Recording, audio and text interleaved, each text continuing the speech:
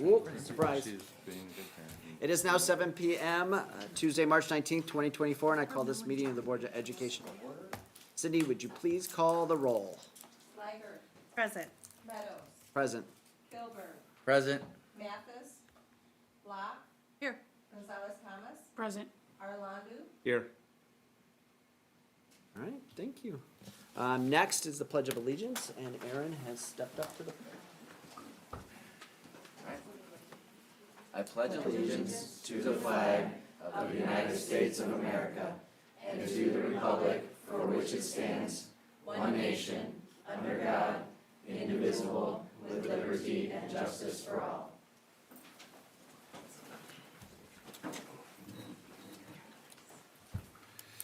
All right, now we, Tom, are there any items to remove or add to the agenda today? No, sir. All right, great. And then hearing that, we come to our point of one of the highlights of our meetings is celebrating successes. So we're excited to invite Jenny Barron to the podium. Jenny is a speech language pathologist at BHS and the recipient of the 2024 ISHA Fellows Award. Natalie Assel is here to say a few words about Jenny.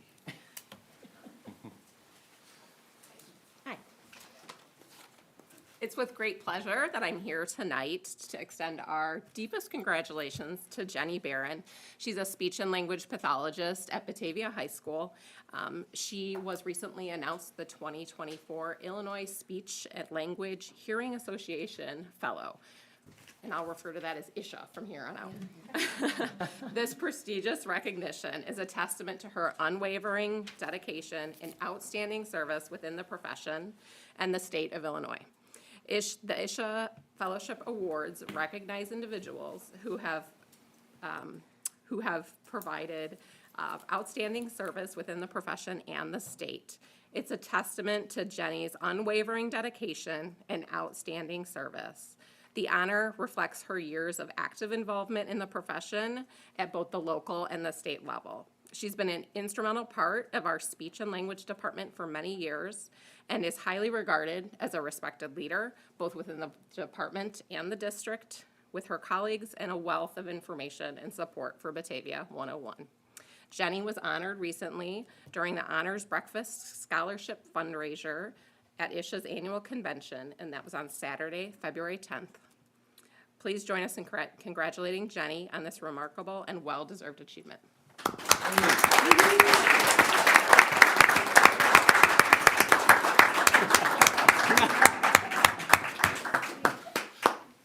Thank you very much. Where's the speech? Yeah, I know, no Jenny, speech. Jenny. Whoa, whoa, whoa. Speech? Come on. I do have to say something? No. She's just got the hardware. Well, congratulations, Jenny, and it was well-deserved, and as you may have heard me talk, my wife's a speech-language pathologist over in Caneland, and so I know the work that you do and how rewarding and otherwise it may be occasionally, so congratulations. Thank you. Next, Scott Bayer has some exciting news about our BHS wrestling program. Scott, would you like to fill us in on the exciting news? Yeah, if I could have, I'm going to speak for a little while. Sydney and Lily, come stand over here if you guys wouldn't mind. Or you want to come over later? It's up to you. How long is your speech? Oh, that was the right question. Wow. That was the right question. I love that. So here's the thing. They both had me in class, and so they know they could be in for something here. Thanks, by the way, for inviting us here to celebrate. One of two of, and in particular, one of Batavia's favorite daughters, Sydney, and soon to be one of her favorite daughters, Lily Enos, and also the accomplishments of the rest of the girls wrestling team. I should say that for me, it's an exciting time to be a part of the sport in that, the sport is one of the fastest growing sports, not only, around the country, but also in Illinois and in Batavia in particular. And it's my second year doing this. And so we've had a lot of firsts this year. We had our first female assistant coach. She's a combat athlete, and she wrestled for a year at Aurora University.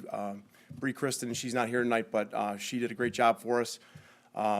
We had an alumni come back, Erna Hoskovic, who graduated in 21 who helped out this year on a voluntary basis as well. And and we had a bunch of first and second year girls on the team this year. We had 30 girls overall, and it's the biggest group we've ever had there. I hope to be as large as the boys team next year. The girls were led by Sydney and Lily this year, and I think that it's important for me to kind of, talk on them just a little bit. I mean, these guys have guts. They joined wrestling when wrestling was a predominantly boys' sport.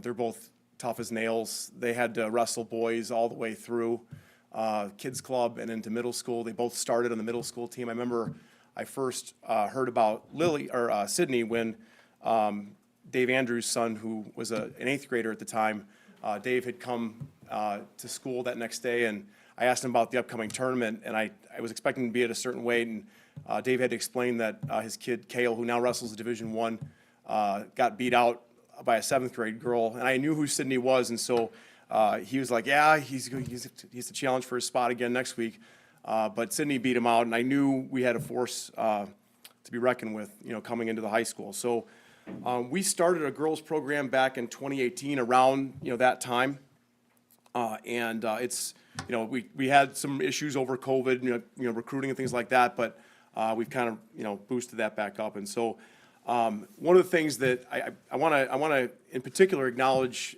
the remarkable accomplishments that Sydney has done here over the last 4 years, and then I want to talk about both these girls' state tournament.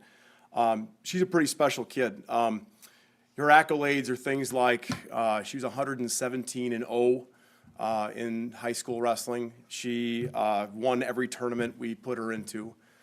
She, in 2021, as a freshman, went out and pinned the number 4 ranked kid in the country in the finals.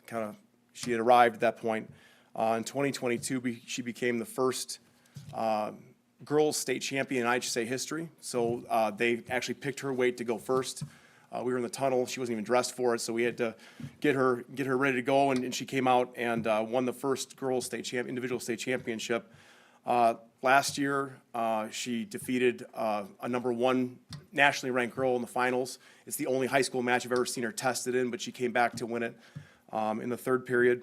And then this year was total domination. She bonus points, which means large margin victory, all the way through the tournament, defeated undefeated wrestlers soundly. The only points she gave up were sympathy points, or points where she let the girl up so she could score another takedown. And so a dominant state tournament for her. On the national stage, she's a 2-time Fargo national tournament finalist. She placed, she was a silver medalist in the Pan Am Games 2 summers ago. She was 5th in Rome that same summer when she made a junior world team. And both she and Lily this year both had phenomenal state tournaments. Lily is she's a lifetime wrestler. I remember both these girls when they were little kids in our club coming to, clinics and things like that. And Lily is now a 2-time state place winner in her own right. She placed 5th last year. She lost in the semis, but battled back to place 3rd this year. And kind of cool, this is the first year that they awarded state trophies for the team. And these two kids went into the tournament, just 2 of them, and they earned enough team points to place to represent Batavia and place 3rd in the state, which is pretty remarkable. And Ellie is holding the trophy right there. Hold it up, Ellie. Yeah. Pretty proud of that. Yeah.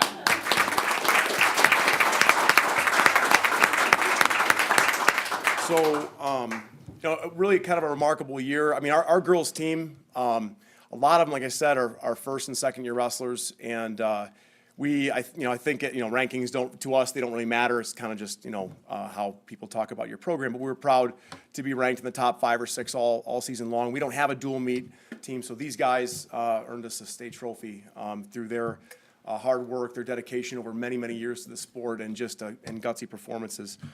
So we're really proud of that. But I will say, too, it was kind of fun yesterday. Tom and Tony Glacy came over to the City Hall where Sydney was awarded a Home of Sidney Perry sign that's going to go up near, I think, on Main Street, right near Randall Road. So we have a lasting reminder of one of Batavia's favorite daughters. Do we have that here? We sure do. That's outstanding. It's really big. Lily could hide behind that. Really big. Yeah.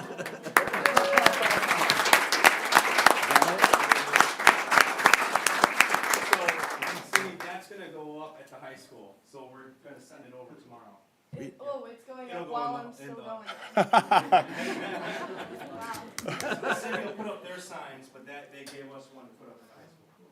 Now, I've got one more bit that I want to say that I think is probably the most important thing, and that is that Sydney is her accolades are second to none. I have to tell you that a lot of girls with her competitive pedigree may have not chosen to wrestle for the high school. They may have chosen to go into some junior ROTC program or just kind of enter in college open tournaments, which violates, I just say, bylaws. But she has demonstrated extreme loyalty to the program and leadership as well, to where over the last 3 years, you can tell she's humble. She doesn't want that sign up at the high school, because then kids would know what she did.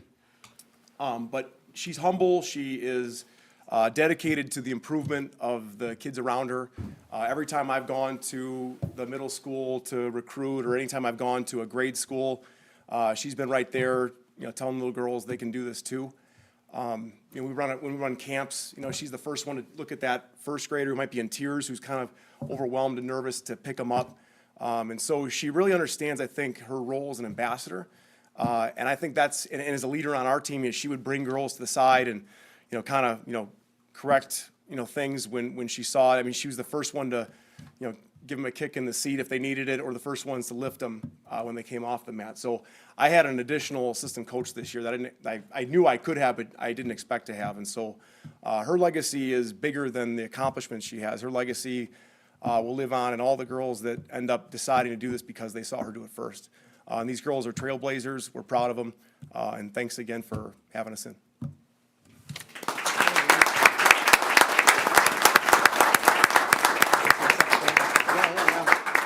If anybody has anything to add. I would just like to say a couple words. So I want to say congratulations to all the girls, to Sydney and Lily, outstanding, but the whole team. As your coach said, Mr. Bear, that you guys are trailblazers. I'll share a couple stories. But one is just that you guys, your impact is going to be felt for generations after you're gone, because there's this whole generation of girls, like Mr. Bear said, that until you see it, you can't really picture it sometimes. And like one of our neighbors, who's a 5th grade girl, was downstate this past weekend in the junior program, or the feeder program, and our entire neighborhood was getting updates on how she was doing in her matches and little video clips. And what's great about it is, one, we were supporting this student athlete, but two, let's be honest, like 20 years ago, if you said a girl was wrestling, that might have been kind of unusual. And now everyone's like, yeah, go kick butt, go do it. So a lot of that's due to you. And I just want to say to Sydney, it's great to see that sign. I mean, Batavia has been graced with a lot of amazing athletes. We have an NBA Hall of Famer, an NFL MVP, a lot of state champions. I think if you were making a Mount Rushmore of Batavia athletes, you'd be right up there. Because of your accomplishments and the legacy and the impact you're creating for those behind you. So congratulations to you, and congratulations to all the girls. We're so proud of you, and can't wait to see what you guys do next. So. Anyone want to try to follow that up? Well, Congratulations, amazing. Yeah, I just have one question. What's your future plans? Are you guys gonna wrestle in college? Yeah, so I'm hopefully gonna commit either to North Central or Iowa. I haven't committed, so kind of everywhere's open, but those are the top 2 right now. Kind of wrestle there. Off of that, I can make world teams and travel internationally, and then next Olympic year, I'll try to go for the Olympics. Nice. Awesome. Good luck. Good luck. I still have 2 more years of high school. And you better be wrestling. All right, well, thanks, everybody. That's awesome. Thank you. Congratulations to you guys and to the rest of the team. It's amazing, and good work to the coaches. You guys have had good people leading you, so thank you. All right, next, do we have anybody that would like to speak today? We have Yes? a single public comment. Okay, one public comment. So, welcome to the meeting of the Board of Education. If anyone wishes to address the board this evening, please see our recording secretary to submit a form for addressing the board. Please put your full name and address on the form. As we have one in general, the board will not answer questions or engage in dialogue during public comment. This does not mean we do not take your concerns or comments seriously. The board values active community participation in the district's endeavors and encourages people to engage with the district using appropriate channels and systems designed with your input in mind. Board members are not involved in day-to-day operations of the district and cannot engage in district business individually. If you have specific questions or would like to further engage with the district, you may submit your questions using a link on the website, and an appropriate staff member will communicate with you. Who do we have today? We have Christine Beardsley. Oh, first up. The one and only, The one and Christine only, Beardsley. all right. All right, you will have a 3-minute timer projected up on the screen. We ask that you be mindful of that time. We will ask you to exit the podium when that timer goes up. All Welcome to right. BPS 101. I promise. Well, good evening, everybody. It's really great to be here. My name is Christine Beardsley.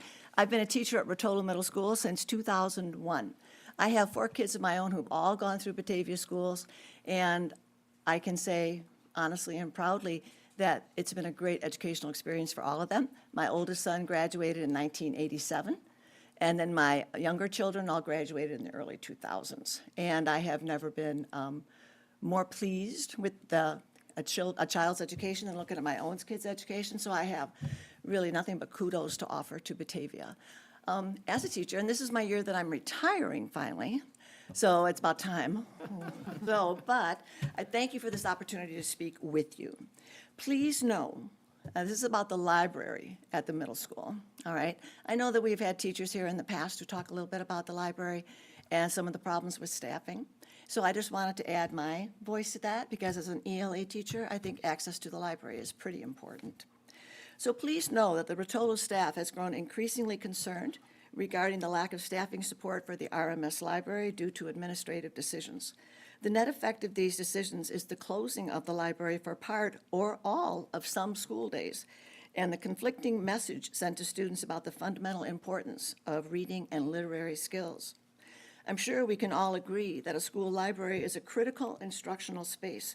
It serves a purpose well beyond simple book checkout. Our RMS librarian, Diana Wolf, is a certified and exceptional teacher in her own right.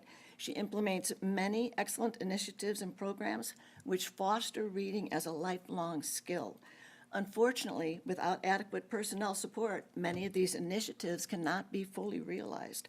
Diana has to, this year, she's had to close the library every day from 11:11 to 1:16 in order to teach a class in reading skills, making the library inaccessible to all the other students in the school at that time. We have readers in the true sense in the 8th grade this year. Our team provides a total of 20 minutes of free reading time daily across language arts and Bulldog Block. All other middle school teams are similarly nurturing reading. Earlier this year, I would have had an average of 10 to 12 students requesting to use the library during Bulldog Block, and they were visibly disappointed when I had to tell them that the library services were unavailable. Sadly, my students no longer request to go to the library to check out books during Bulldog Block because they know it's closed. Now, at this time, I want to add, though, that I was talking to our librarian, Diana. Excuse me. I was talking to Diana, and she said that her job, her teaching job, will not be, 29 seconds, will not be, she won't be teaching next year, so the library will be open during Bulldog Block. The RMS library is vital. It should never be forced to close nor face program cuts due to district administrative decisions. The librarian at RMS used to have a full-time assistant, but after COVID shut down the school, that position was never refilled. So my big request tonight is that the district and school board considers rehiring an administrative assistant, not administrative, but a library assistant for our librarian. Thank you. I see I'm out of time. I had another whole page. Thank you very much, though, for listening. Any others, Holly? That is the end. Okay, all right, next is BPS Partners, Todd.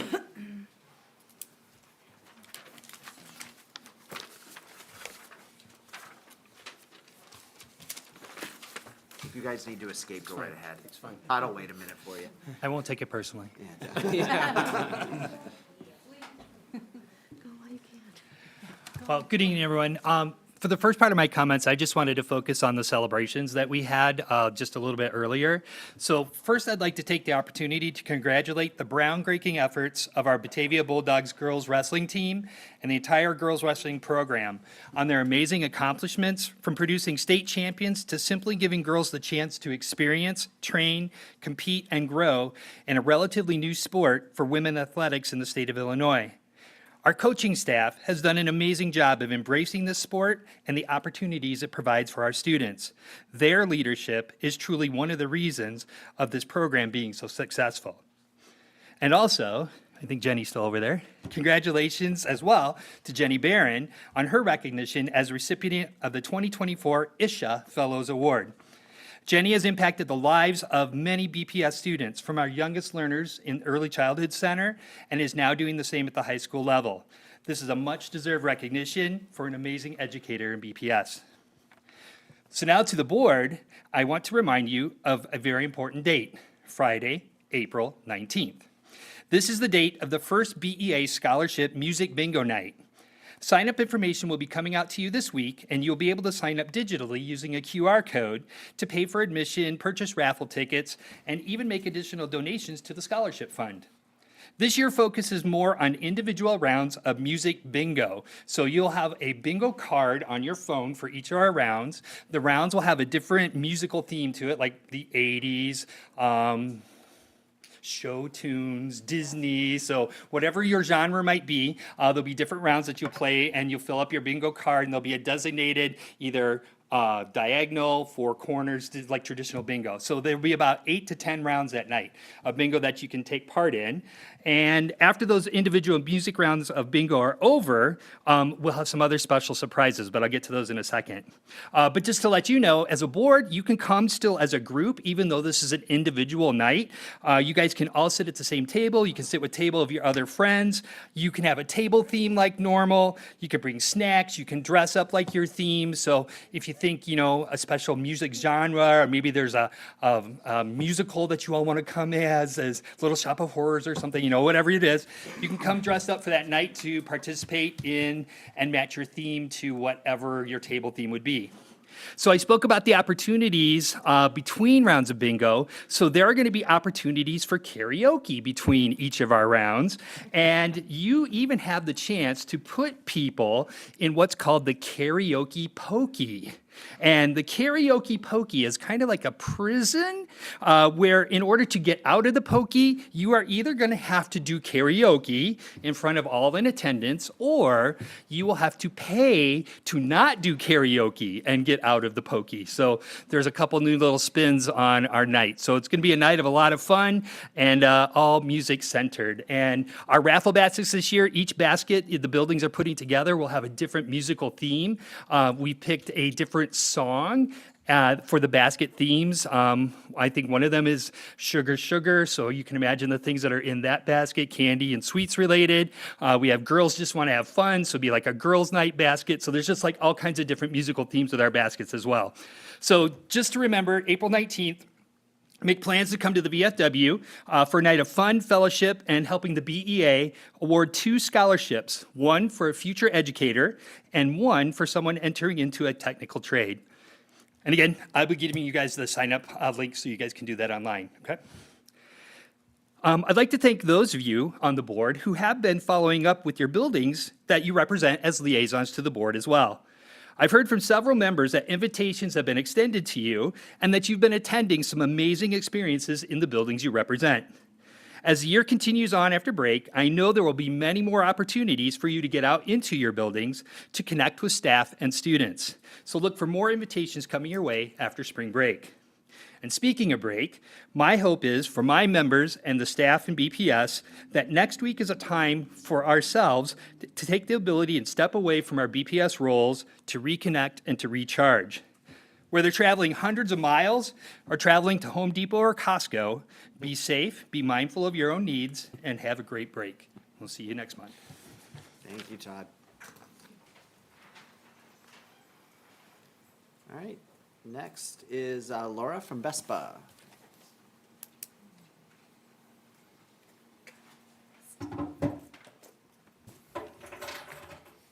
Good evening.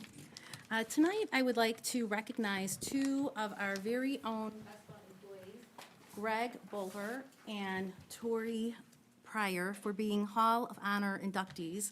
And that is such a great honor, and I just wanted to say that we are very proud of them. Okay, so this year, I have been introducing BESPA members and giving you a little bit of their life of what's going on with them. So we are actually at the end, and we're going to conclude these sessions.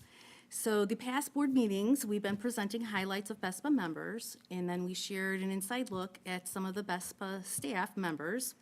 We posed some random questions to help them get started, as it is not easy for some of us to talk about ourselves.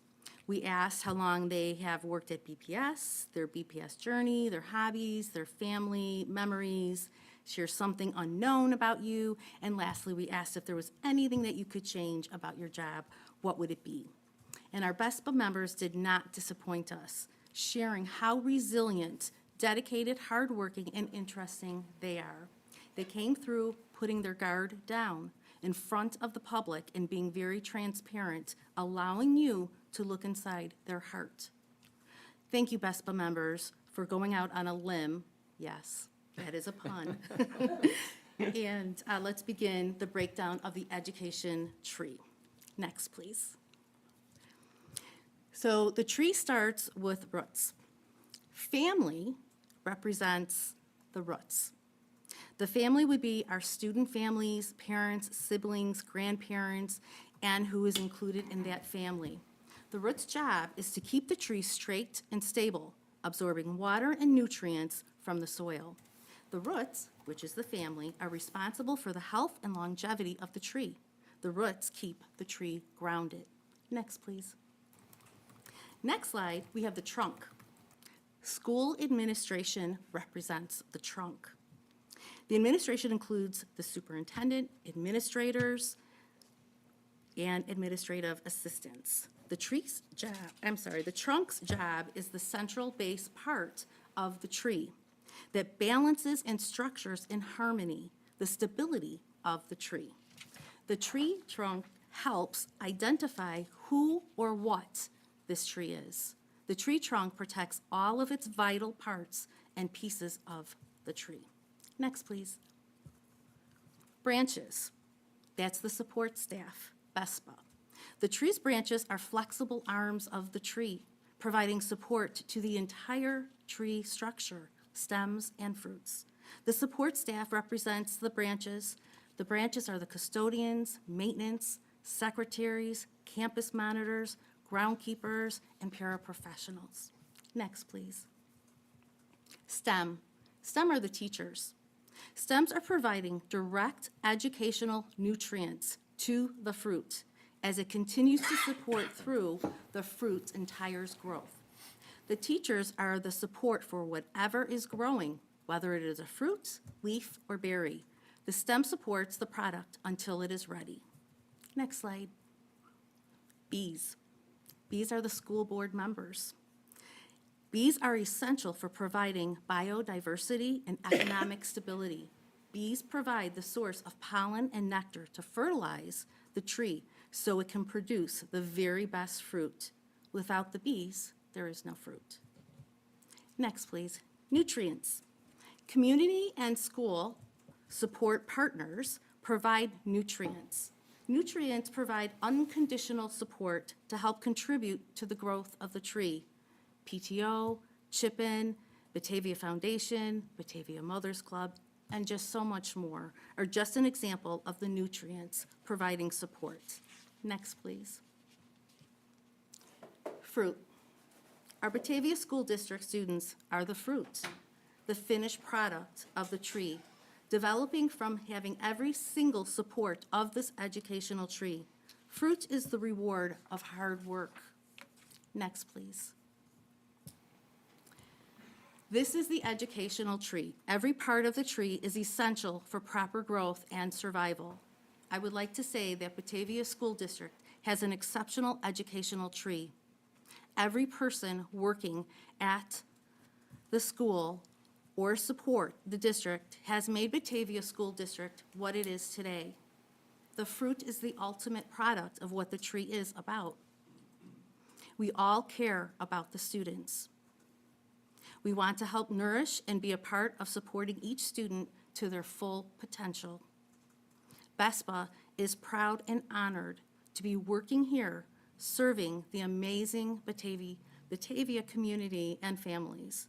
There is not one part of this educational tree that can survive healthy without each other. BESPA, stronger together. Thank you. Thank you, Laura. All right, next, student ambassadors, Sarah and Dorit.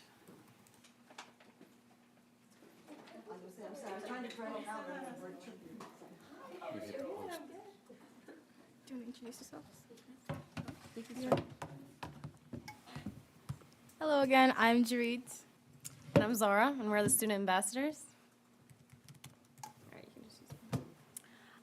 Today I got an exciting opportunity to visit NIU campus, and I got to learn about campus life over there and other important details such as like application and financial stuff, which I would like to stress is really important and like helpful as like juniors and seniors try to figure out which like school is the best match for them. And to celebrate St. Patrick's Day, we have a tradition of playing school bingo, which is really fun. At the end of each block, they call out like numbers, and if a student wins at the end of school, you have the opportunity to win either a gift card or candy. And also last weekend, we had Rock the Runway, and everyone that went told me that it was amazing and they put up an amazing show. And I would just like to give out a quick shout out to Rachel Agro, which she won first place. And also students in athletic Christian fellowship also did like boxing package to support and individuals who have cancer. So yeah. So a lot of great things there, and we've had some amazing sports, as I think you can already tell from the other presentations. Softball season has started, baseball has started. I believe they actually have a game today, if I'm not wrong, at Naperville Central. And then wrestling, as you can tell, has been doing amazing. Shout out to Lily Enos, Sydney Perry.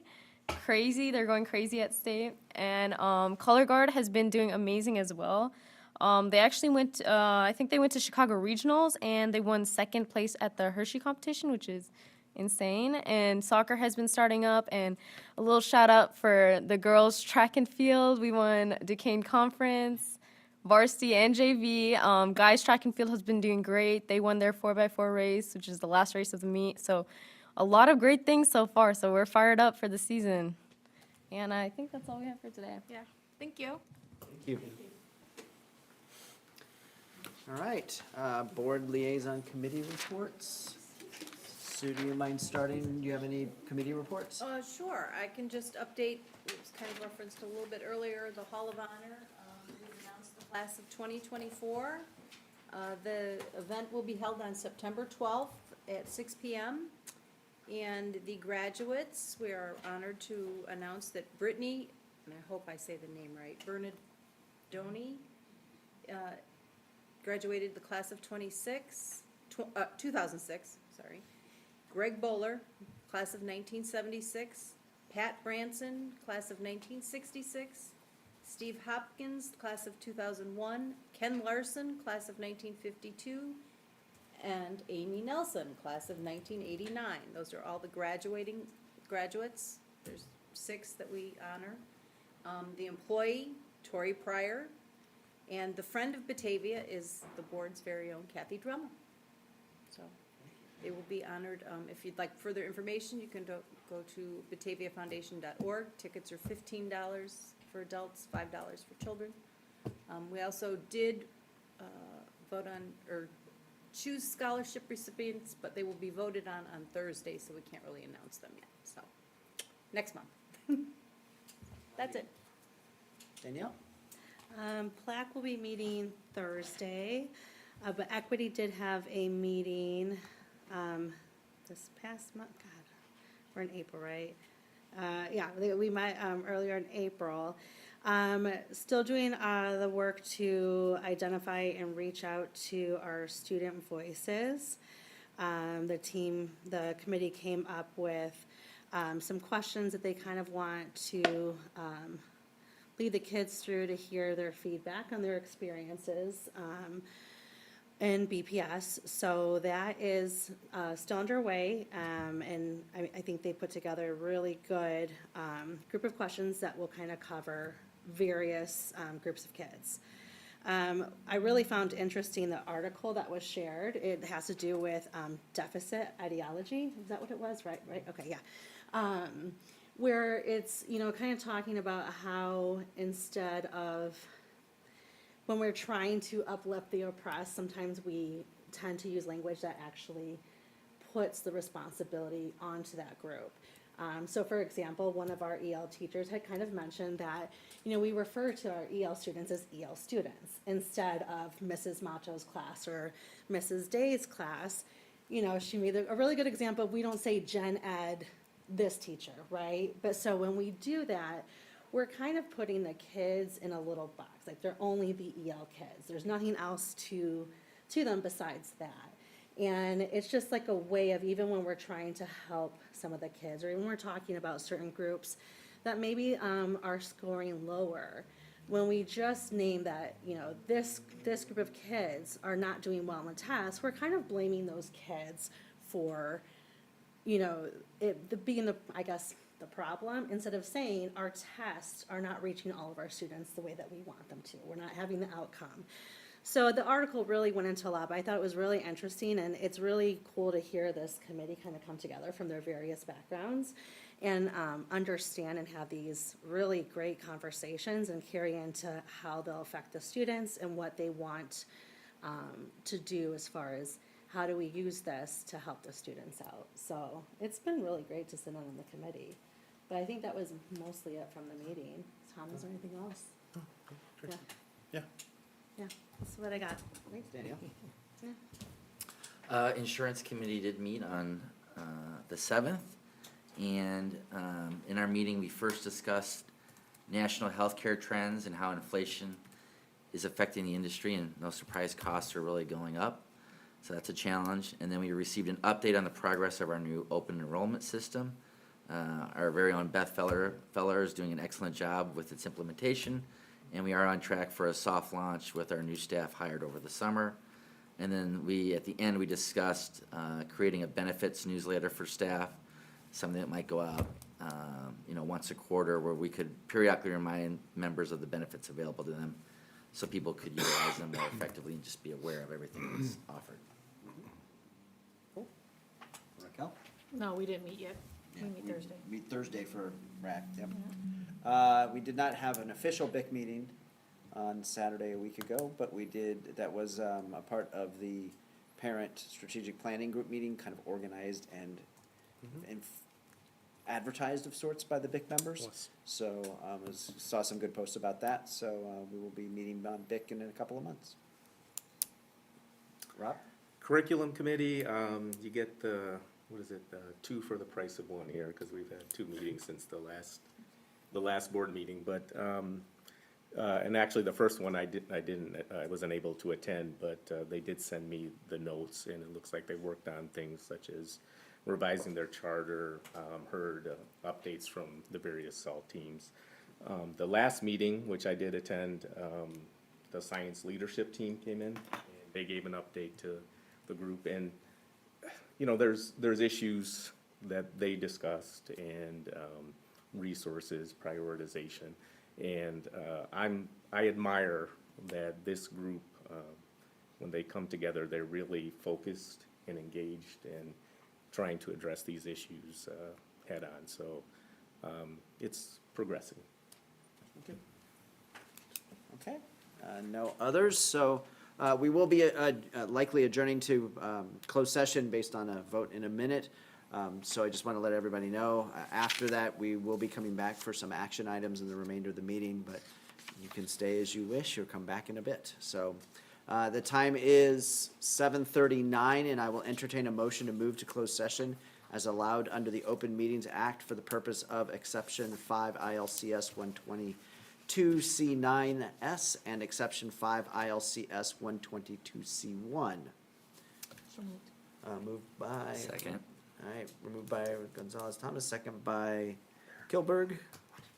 All right, Cindy, would you please lead us in a roll call vote? Gonzalez Thomas, Yes. Arlandu, Yes. Meadows, Yes. Steiger, Yes. Mathis, Locke, Yes. Kilberg, Yes. All right, motion passes. Thank you, we will be back at some point.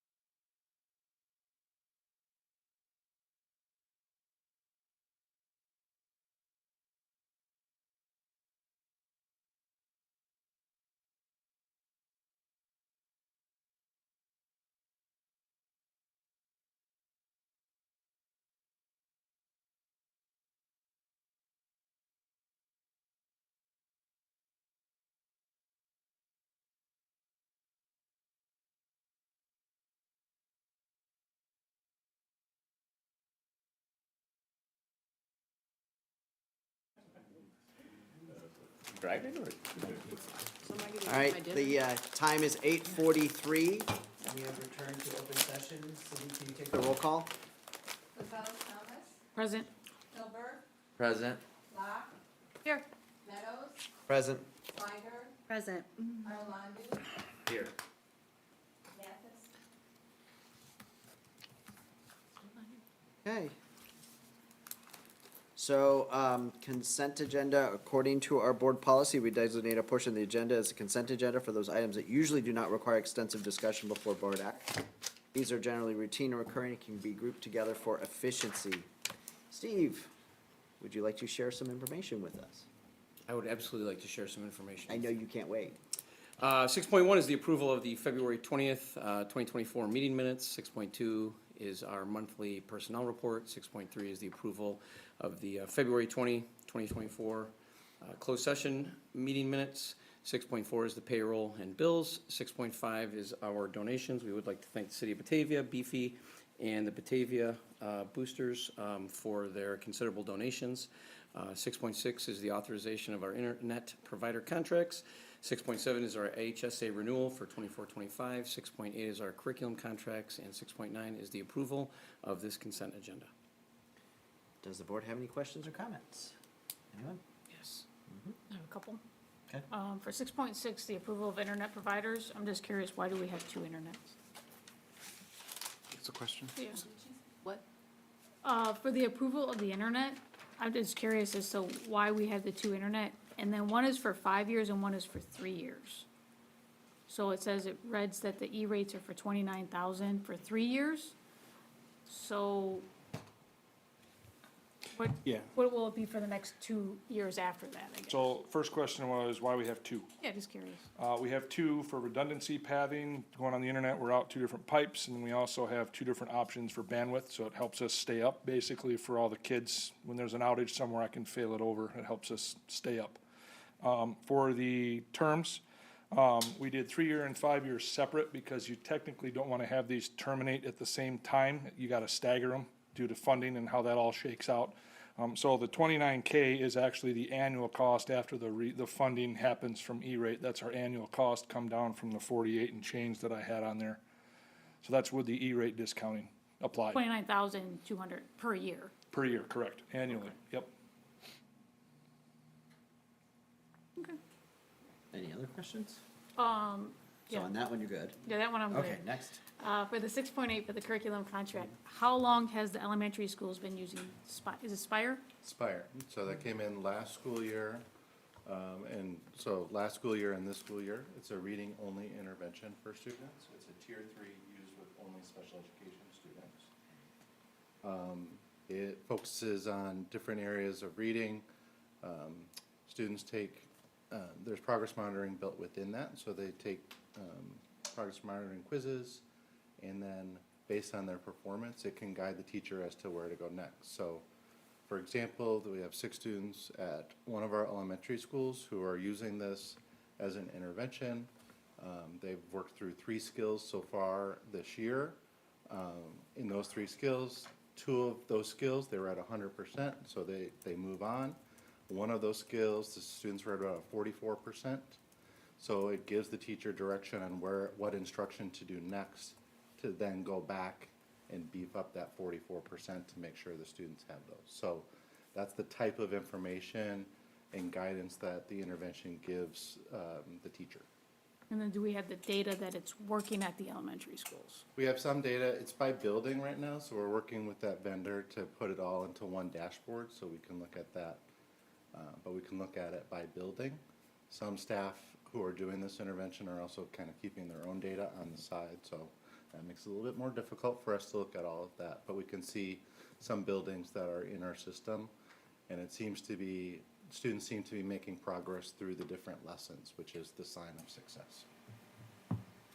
This is something that middle school teachers heard about from our elementary colleagues and said, hey, we'd like to talk about that. So we met with them, showed them what this is. They thought this would be a good augment to their reading instruction at the middle school level. So is this still in its pilot program or phase, or does it they got approved This is a and? Tier 3 special education intervention. That's all your questions? Yeah. Okay, great. Good questions. All right, hearing no other questions, I will entertain a motion to approve the consent agenda as presented. So moved. So moved by Kilberg, Second. second by Daniel Sliger. Cindy, would you please lead us in a roll call vote? Block, Yes. Gilbert, Yes. Armani, Yes. Gonzalez Thomas, Yes. Meadows, Yes. Steiger, Yes. All right, motion passes. Reports, Tom, is there anything to share this evening? For your FOIA requests, all the requests the district received and responded to are presented to you. All right, And we have our treasurer's report. Tony? anything Nothing out of the ordinary. Huh? Nothing out of the ordinary from the Nothing out of treasurer. the ordinary? Okay. Anyone have any questions on any of the reports? Nope. Okay. All right, we're moving on to action. So the first item is item 8.1, action 2024031-1, action on student discipline. Are there any questions or comments from the board? Hearing none, I will entertain a motion to expunge the suspension of student expunge the, I want to make sure I wrote it right, expulsion of this, so I will entertain a motion to expunge the suspension of student 2024-0319-01 and hold the expulsion in abeyance for a period of 2 years. So moved. So move. Second. All right. Cindy, please lead us in a roll call vote. Gilbert, Yes. Gonzalez Thomas, Yes. Block, Yes. Steiger, Yes. Meadows, Yes. Arlandu, Yes. Motion passes. On item 8.2, action 2024-0319-02, action on student discipline. Are there any comments or questions from the board?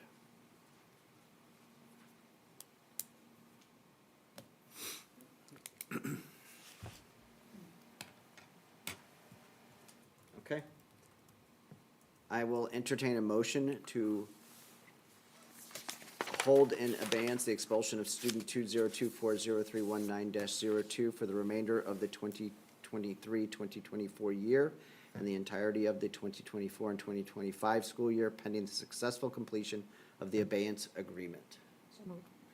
So moved by Gonzalez Thomas, second by, was it Locke? Cindy, will you please lead us in a roll call vote? Arlandu, Yes. Gonzalez Thomas, Yes. Block, Yes. Meadows, Yes. Steiger, Yes. Gilbert, Yes.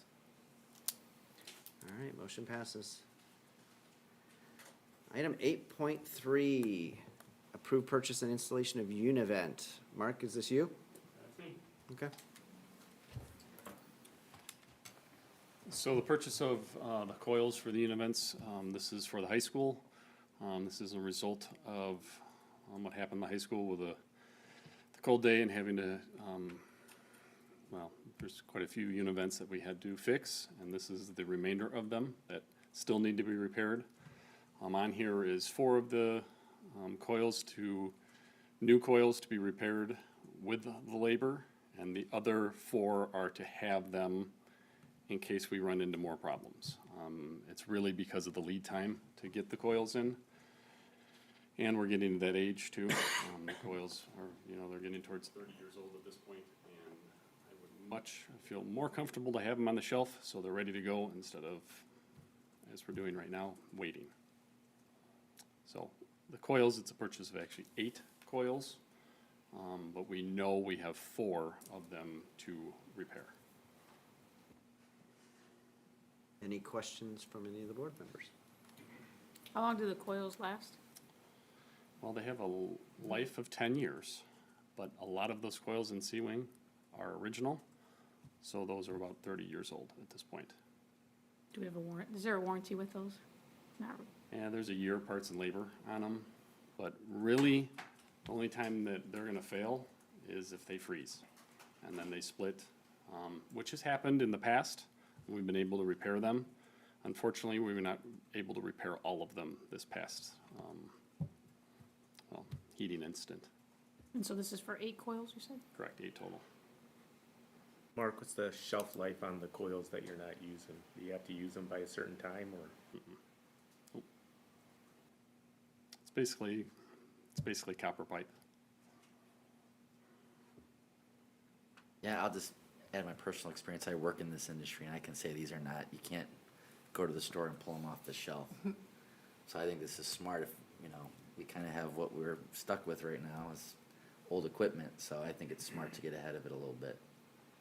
And then not to exceed numbers, I know what the coils are gonna cost, it's really comes down to the labor piece that, not completely sure, but the $80,000 number is, you know, a comfortable number. Hopefully it's not 80, hopefully it's less, but So let's say, so you purchase these 8, Mhm. and you're saying for the installation, it'll be more so like, let's say in 10 years, we'll call Tran and be like, hey, we have one of your coils, you need to come and install it.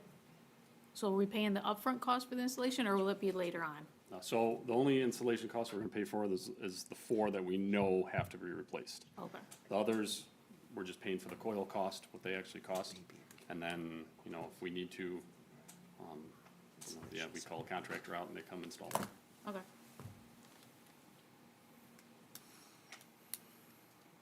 I will ask that we approved the board a few meetings ago, a substantial amount of money for capital projects. This is outside of that realm, correct? It is, correct.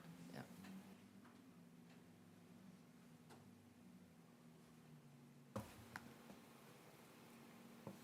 Any other questions? Okay. I will,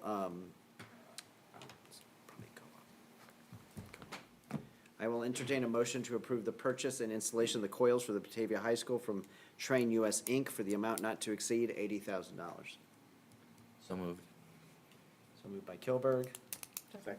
second by Arlandu. Cindy, please read us in a roll call vote.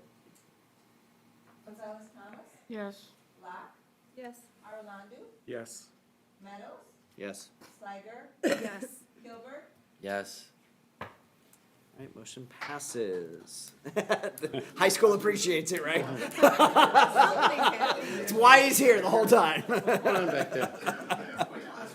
This happens, it happens at one of those classrooms. He was here for the wrestling team, but he's also here to make sure we do. Stayed for the spoils. It's time for Scott to crowd go. goes It's time wild. for Scott to go home. It's the only time I've heard clapping over coils purchases, but I'll take it. First time. So, all right, item 8.4, authorize parameters for natural gas contract. Who's gonna clap for that? Yeah, who's gonna lead us in this route? I can do this one as well. All right, thanks, Mark. So we went into an agreement, we're in our second year of it, to purchase our natural gas at 27 cents a therm. If you know anything about purchasing or anything about the cost of therms, at the time we did this, it was, let's just say that we were probably the last district or any to do this. Considering the therm cost has come down a little bit, but it's right about 45 to 47 cents, but we are locked in at 27 cents right now. So in January, it was very cold and people were paying, well, way above $2 a therm. We were at 27 cents. So that number does not change. What this allows us to do is then to go out further. Unfortunately, it won't be at 27 cents. I don't like to guarantee anything, but I'm pretty sure it won't be. But this will give us the opportunity to then extend what we already have through next year with that 27 cents. And at this point, we're gonna just, you know, it's kind of this waiting game to see what's gonna happen to that market and where that price is gonna go. So it could be next week, it could be months down the road, but it just gives us the ability to work with our provider to be able to get the best information we have to be able to do that, because unless any of you can tell me where the gas prices are gonna be at this point, it's kind of this guessing game and waiting game, but this will give us the ability to then go out another year. And then once we have that price locked, then this will come back to the board for you to vote on it for the year contract. All right, anyone have any questions? Okay, I will entertain a motion to authorize the administration to solicit competitive bids, negotiate, and finalize a new natural gas contract with a term extending no more than 12 months past the current agreement's expiration of June 30th, 2025, and a cap of 50 cents per therm. So moved. So moved by Gonzalez Thomas, second by Second. Kilberg. Cindy, please lead us in a roll call vote. Gilbert, Yes. Locke, Yes. Meadows, Yes? Sliger, Yes. Arlandu, Yes. Gonzalez Thomas. Yes. Motion passes. You gonna hang out for the special ed transportation? Yeah, I might as well just stay up Okay, here. all right. No applause for this natural gas?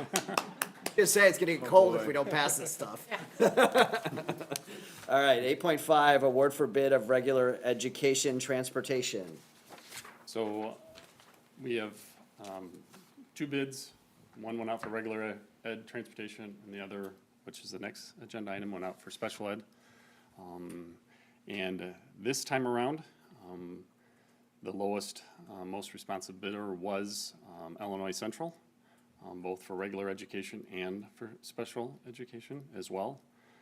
So currently, we have two different providers, one for regular ed and one for special ed. This next round, starting next school year, we will have one provider, which we had 3 years ago. We had Illinois Central for that as well. And yes, went through a scope review with Illinois Central. We had certain things in the bid spec and the contract, and they're confident they can meet all of those, as am I. Any questions for Mark and or Tony? Just curious as far as our current bus drivers with First Student, do they transition to this new company, or how does that work? So 3 years ago, very similar question that I had as well, because it went from Illinois Central to First Student. It's not a guarantee that that will happen, but I've been doing transportation for a long time now, and a lot of the drivers want to drive for Batavia, not depending on what company it is. So I would say, yes, you're gonna have some, but I would say no, not all of the drivers.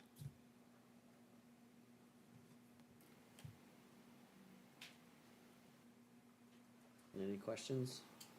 Okay. I will entertain a motion to award the 3-year regular education transportation contract to North America Central School Bus, AKA Illinois Central, Inc., with an estimated total contract cost of $6,049,955. So moved. So moved by Gonzalez Thomas, second by Second. Locke, I think I heard. All right, Cindy, please lead us in a roll call vote. Locke, Yes. Meadows, Yes? Sliger, Yes. Gilbert, Yes. Gonzalez Thomas, Yes. Arlandu, Yes. All right, next item, motion passes. Next item is award of bid for special education transportation. Again, I started talking a little bit about this, but special ed will be the same provider. It will be Illinois Central, who is currently with this, so,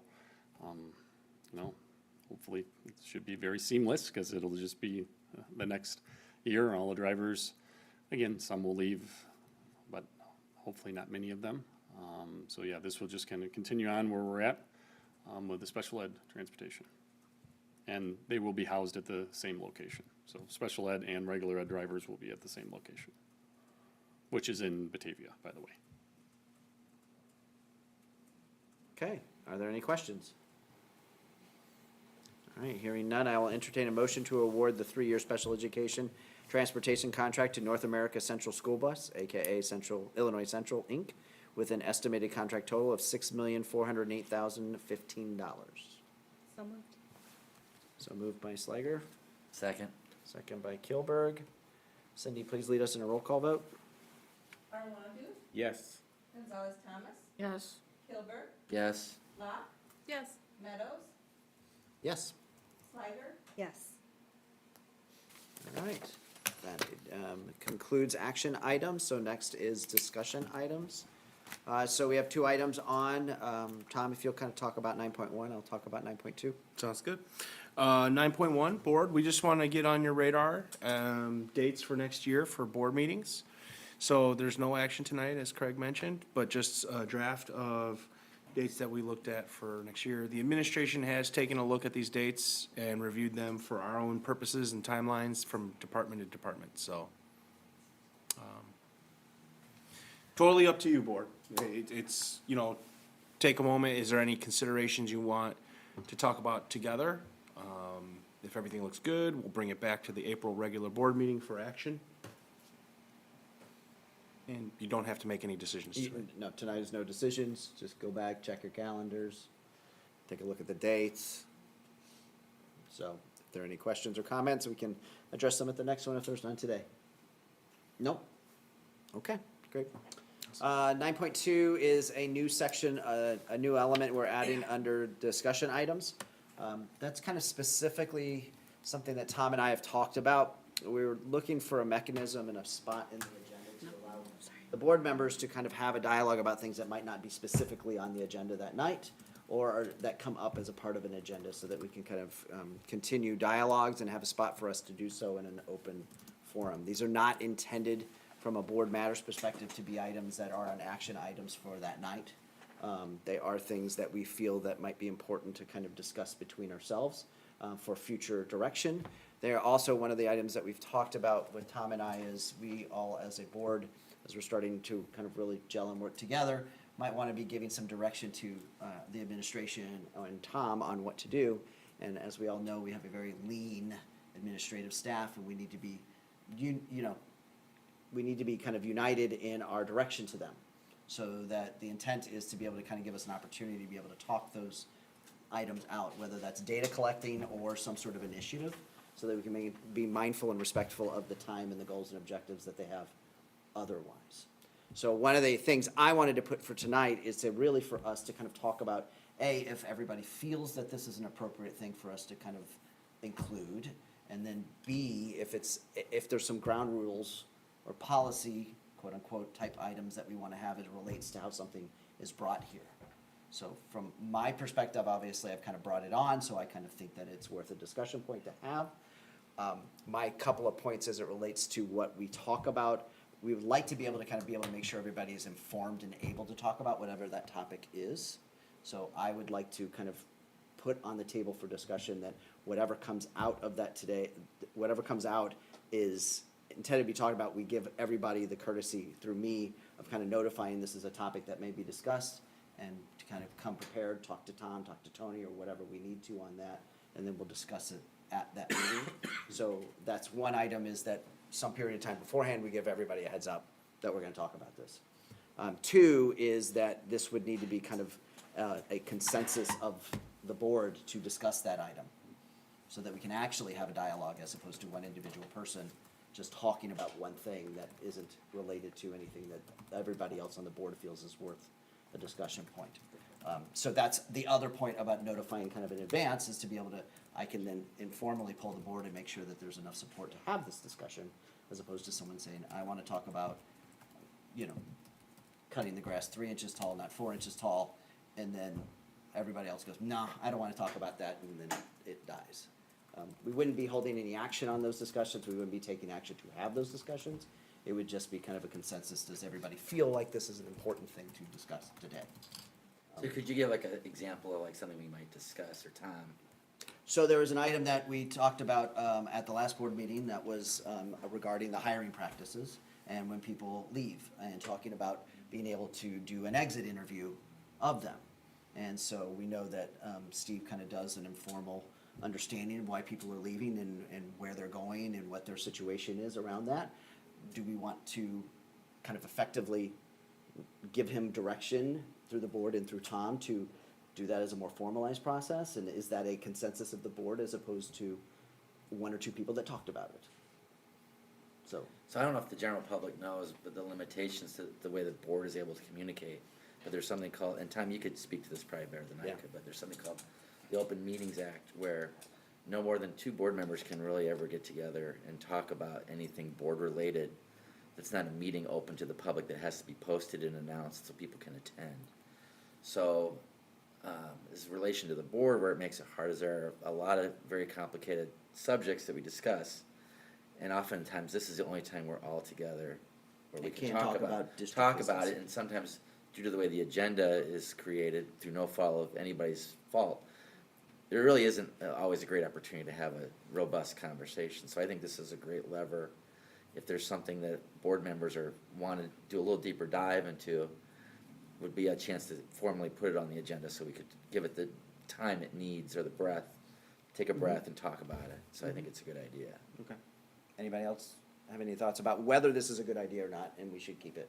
We certainly don't have to have a discussion point at every meeting. That is fine. We could say, we're gonna have it on there, it'll be on there. At this point, there are no new discussion items. But so what you're saying is, let's say like I would have a topic I want to discuss, I would bring it to your and Tom's attention, and then you would go to each board member individually saying, Would you be interested in would you discussing be this? interested, and if we have a majority, then it would get on the agenda? It would be something we bring forward, right? And we can determine if a majority is just 2 people, a majority is 3 people, a majority is 4 people.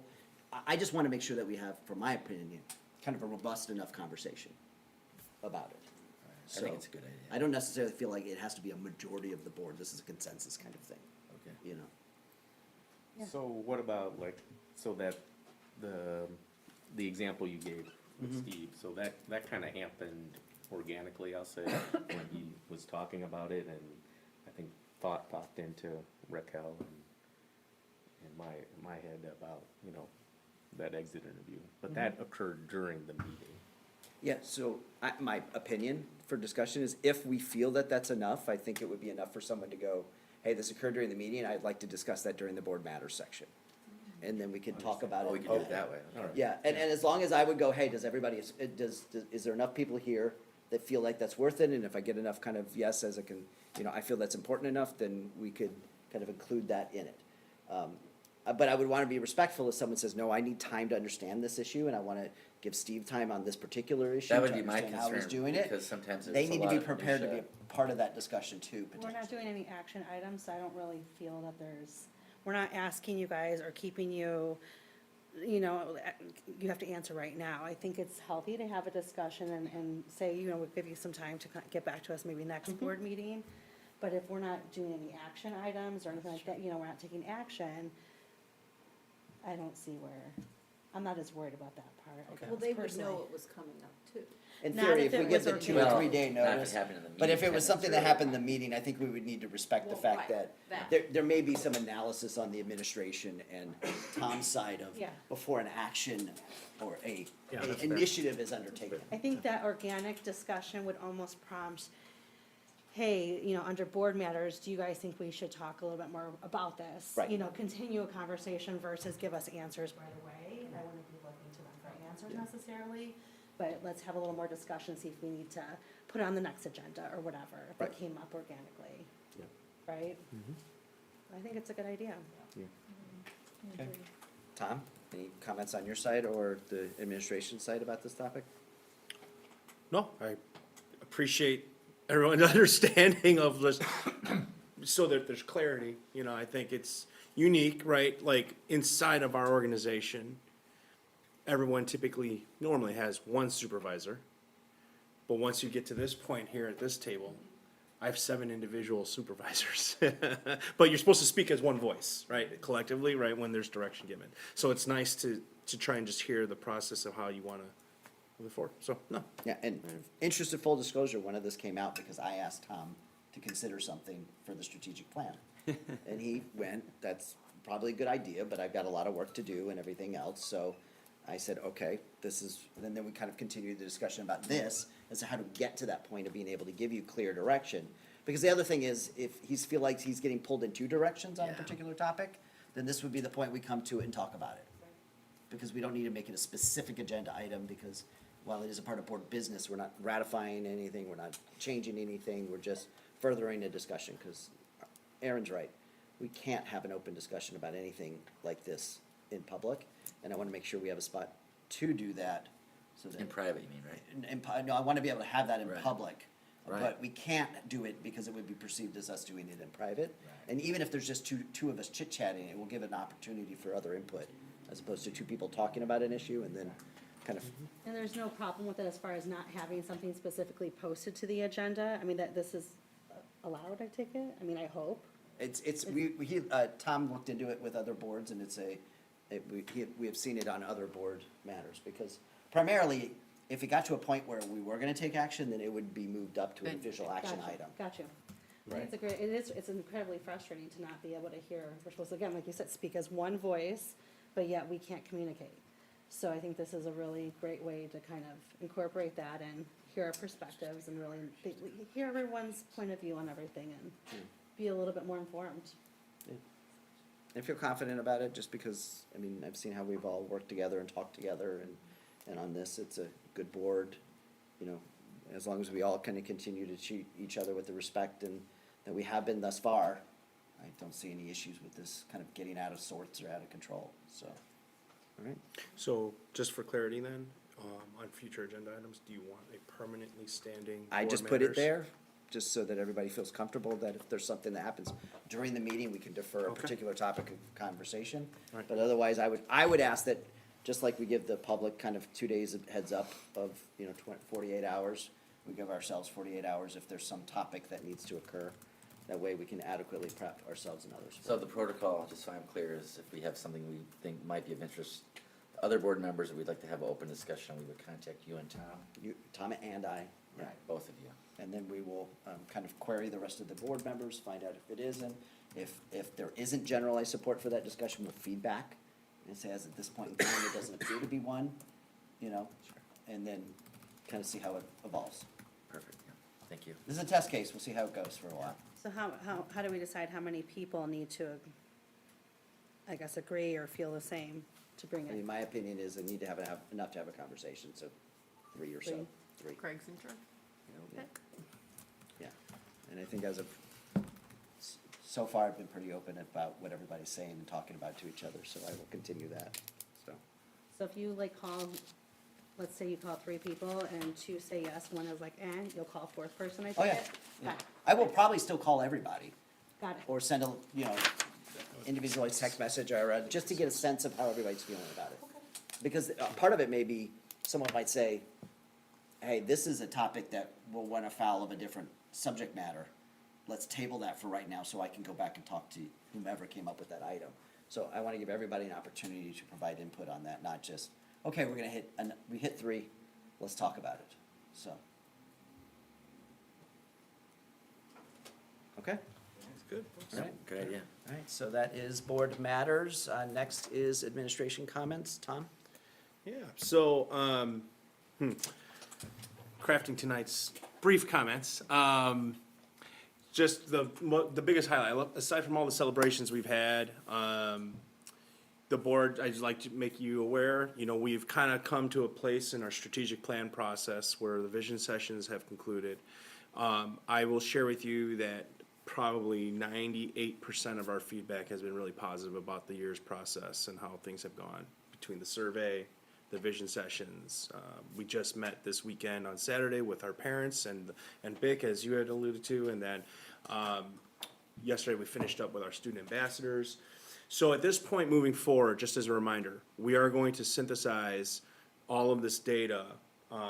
We have a steering committee meeting on Wednesday, and we have a couple more meeting check-ins before we get to the May board meeting, where the board will be deliberating and discussing what that revised draft of our plan looks like to move forward.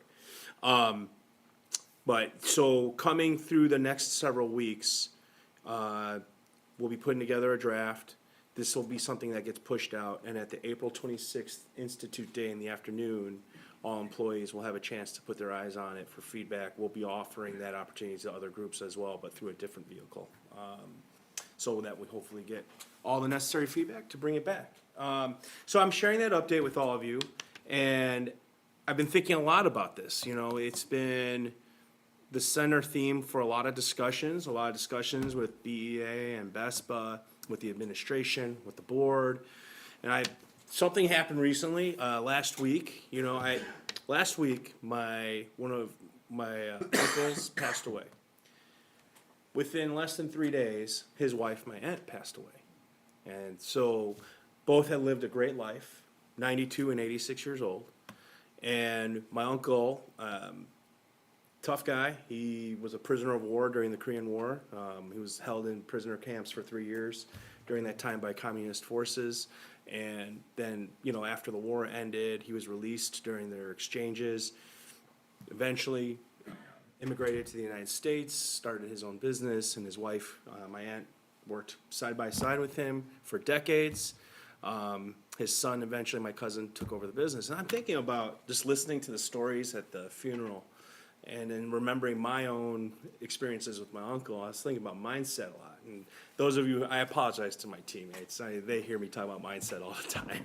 But I make quotes all the time about mindset. And I was thinking about the strategic plan because I just love thinking about work. And I was just thinking about, I'm excited because there's been a lot of people with the mindset that this will really be a great kind of different start to, how we move forward for the district.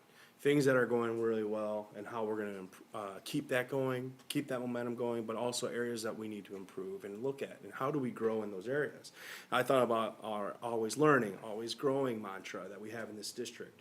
So I guess I just want to conclude by saying that the strategic plan is I feel really coming together with the appropriate voices that we need at the table. And as we move forward, though, I also want to remind everybody in this organization, our mindset and how we approach the work is what's just as critical. We could come up with the greatest strategic plan on the planet, but if our mindsets as an organization aren't ready to kind of execute and live by that and work together and collaborate and do what's right for our students, then you're going to be asking me, Tom, why isn't the strategic plan working?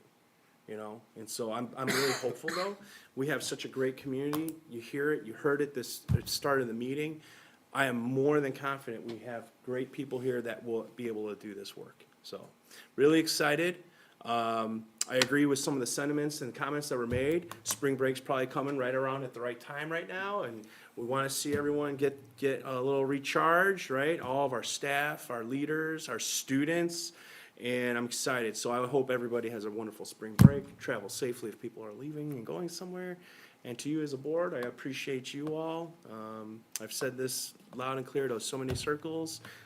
As a first-year superintendent and a new superintendent, I couldn't have asked for a better board and more supportive, and I just appreciate the conversations I've had with all of you. So, thank you.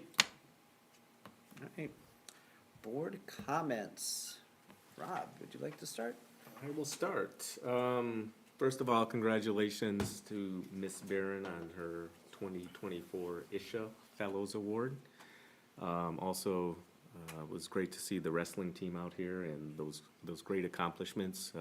Sydney, four-time state champion, Lily also placing at the state meet as well. So congratulations to them and the program. I think from what I understand, it's come a long way. So. And I think Mr. Bear has a lot to do with that. So thank you for your stewardship of the program. And then I'm going to come back to a comment from Todd. He's talking about engaging with our schools that we're the liaisons for. So I'm with AGS and developed, I think, a pretty good collaboration and relationship with Principal Stevens over there. And we've done a number of events or meetings over the course of the school year. So it's been a very rewarding experience for me. I try to engage what I call the three stakeholders. So the parents is one, teachers, staff is another, and then the students are the third. So I try to, get into events that focus in on those areas. So with that in mind, upcoming in preparation for April 19th bingo night, there is a AGS PTO bingo night at Pal Joey's on April 4th. So I'm going to practice and get ready for that. So I plan on going to that. And then another interesting event is Kristen told me about, they have a STEM club for kindergartners and first graders, which I thought was pretty cool, starting at that age level. So I'm going to go and attend one of their meetings and talk to them about that, and might even bring a couple of our Women in STEM club members from the high school there as well. So. Cool. Raquel? So yeah, I want to thank Kim Zelke and Cheryl Crow for inviting me to the Hoover Woods Battle of the Books. It's pretty exciting. The student team, all on the same page, were winning, and then the admin team, teacher team, though, eked it out in the last few rounds. So they did good, so I appreciate them inviting me out to watch. Congratulations to the Batavia Girls Wrestling Team, and congratulations to Jenny Barron for her winning her fellowship award. Ramadan Kareem to all those in the Muslim community that are observing Ramadan. We're a little late, but happy St. Patrick's Day to everybody. Also happy Women's History Month. Hopefully BPS is sharing some wonderful stories about women and telling her story, not his story. Today is also National Reading Day to me, so if it's kind of late, but if anyone's still awake and their kids are still awake, just make sure to read to their kids. My kids are old, I don't think they'd like it, but tuck them in. Tuck them in. Also, I hope everyone's NCAA brackets don't go bust on the first day. And then I hope everyone has a great spring break. As long as you have Illinois going to the finals. My turn, I guess? Yep. So I like to thank everybody who's in attendance this evening, everybody in the community who emailed or reached out. Again, I always like to thank everybody. This process wouldn't work without your participation, so thank you for that. Again, I want to congratulate Jenny Barron and the wrestling team. I mean, the celebrations are usually about the best part of these meetings, to hear about the successes, so congratulations to them. Thank you to our student ambassadors for their updates. I was actually at the track meet and saw one of our ambassadors doing her thing, so that was pretty fun to see. Couple things I do want to bring up. Mark, you did a great job with your presentation with the unit events and the heating issues we're having. I'd just like to remind people today is you had an opportunity to vote, and elections matter. And so I just want to put that out there, because what we're dealing with there is something we're going to be dealing with for a while, I think about. So I just wanted to get that on the record. And I do want to comment on something Tom brought up, the vision session we had on Saturday at Rotolo. I attended as a parent. I believe we had 81 parents or guardians in attendance on a Saturday morning at 8:15. That's pretty hard to get that many people to show up on a busy Saturday. I have to say, I have a senior, so we've been involved with the district since that point pretty actively. It might have been one of the best things I've ever attended. We had a super engaged group there. It was led by students. Sometimes I think when you're in this seat, you can kind of forget what we're about. We're talking about budgets and therms and things that, you know, sometimes don't seem like they relate to kids. And then you get a chance to see those kids leading a small group discussion with adults. They're highly caffeinated, not an easy thing to do, and just really impressive. So the feedback I got from that, because I did work the room a little bit afterwards, is more and more of that, because people felt seen and heard. And I think as we're doing this process, Tom's done an excellent job of being seen and listening. And so I would just, I guess, make a plea that we learn whatever we have from this process and try to utilize it as much as possible, because that really was outstanding. So congratulations to you. And Cindy was there and Holly was there, so well done on that. And then I will just say, yeah, enjoy a spring break, be safe. And then after that, life is going to move pretty fast. The next thing you know, we're going to be at NIU for commencement. So there's a lot to take in here the last 7 or 8 weeks of the school year. So I'm looking forward to it. I have a senior. But yeah, enjoy spring break, and we'll see you when we get back. I'm done. Okay.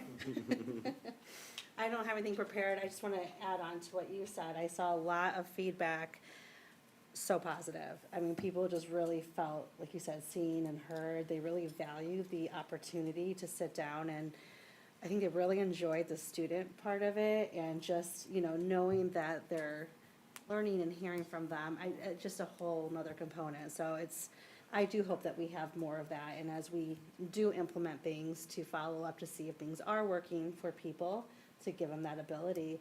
Because I mean, I just seen people's comments like on social media in various places, and they were just like, this was amazing. I loved being able to be heard and was so well organized, so great job to all of you guys and the students. Yeah, other than that, I have nothing. Happy spring break. Sue? I really have nothing other than I just want to thank Joanne, Natalie, Brad for your hard work and what you do. And please thank your team. It's appreciated. So that's it. I don't think I will add too much more, other than I appreciate all the efforts and work that our students, teachers, and staff and administration have done for the past year. Enjoy your spring break wherever your travels may or may not take you, if that is just downstairs to your couch or to Colorado, where I am going to see my two children who are refusing to come back. And one sent me pictures from Copper Mountain. So that was during spring break, not during school when he was supposed to be in class. So to everybody, I wish you a safe travels and recover and rest. And I just congratulations again to those that came today. It was fantastic, and I'm looking forward to many, many more of those. So enjoy, everyone. And with that, I will entertain a motion to adjourn. So moved by Raquel, second by? Second. Second by Kilberg. All right. So moved. All in favor? Aye. Opposed? RJ's not here to ruin it for everyone. So it is now 9:29 and the meeting is adjourned. Thank you, guys.